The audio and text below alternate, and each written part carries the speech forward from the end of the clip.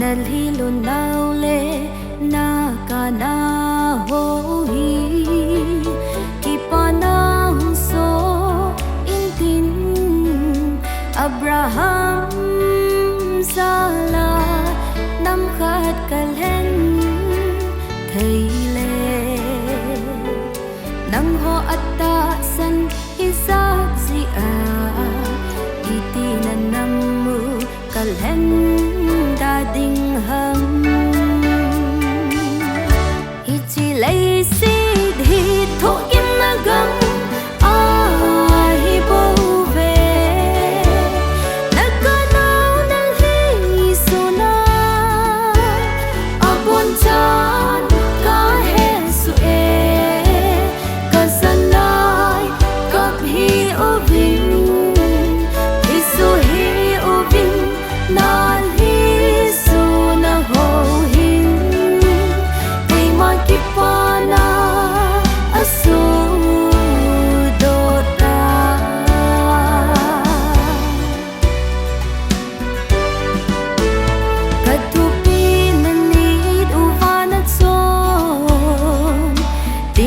nagali teo na so uva kapansa ding ka kitin naleka na say sanang hoza la na nambakalaw pinahi kipon na mi ten ay hin muding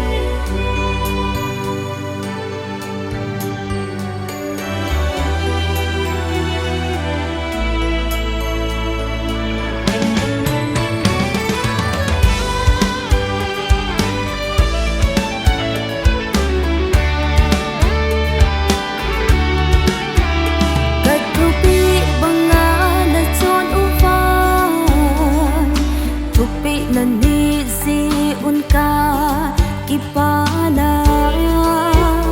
nasudo sa tauve nagkipana diyo sudo ding hinapa kay malunggot so ahita kalhan silsang ta nang ho nahiuve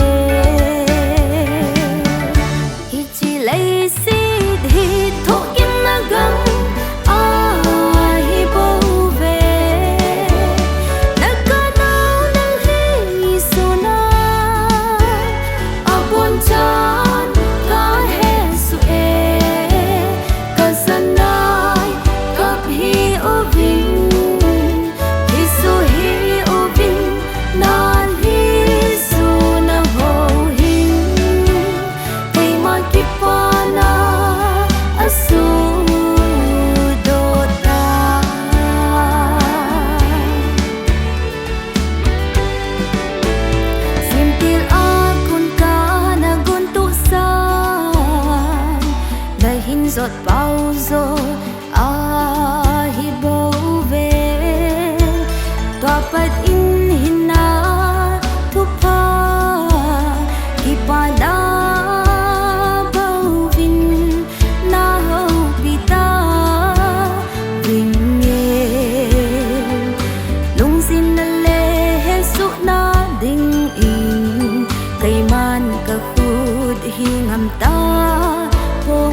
kate